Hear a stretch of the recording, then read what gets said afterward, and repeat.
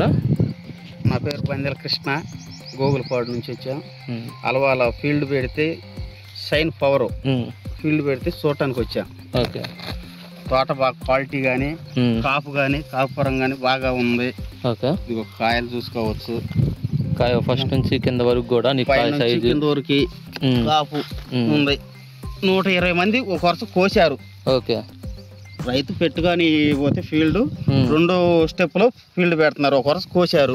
Okay, 120 మంది కోసారు. దగ్గర దాదాపు 9 నుంచి 9:30 10 క్వింటాల లోపు వస్తుంది. అది 120 మంది కోసారు. ఇప్పుడు నెక్స్ట్ మళ్ళీ 10 క్వింటాల దాకా కావచ్చు అని మా అంచనా.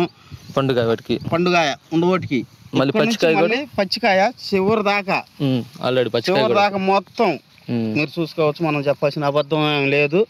ఇదిగో ఇక్కడ నుంచి ఒక కాపు, ఇదొక సెట్టింగ్ ఇక్కడ నుంచి చివరి దాకా చిటారు కొమ్మ దాకా మొత్తం కాపే.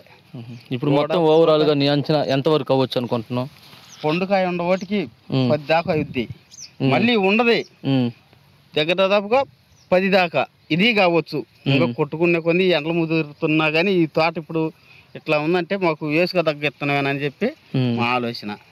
చూసుకోవచ్చు, ఎవరైనా కానీ వచ్చి చూసుకోవచ్చు. ఇది మొత్తం కింద నుంచి ఇది మొత్తం కాపే. ఇది ఎంత బెత్తె లేదు. బెత్తెలో ఎన్ని కాయలు ఎన్ని పూతలు ఉన్నాయో చూసుకోవచ్చు. ఇది బొబ్బరికి నల్లికి తట్టుకున్నట్టు బొబ్బరు అన్న మాట ఎంటర్ కాల. బొబ్బరికి ఎండలకి ఉదయం ముడచపోయి ఉండే తోటలో అన్ని పక్కన చుట్టూరు ఉన్నాయి. దీని క్వాలిటీ ఎక్కడైనా చూసుకోవచ్చు.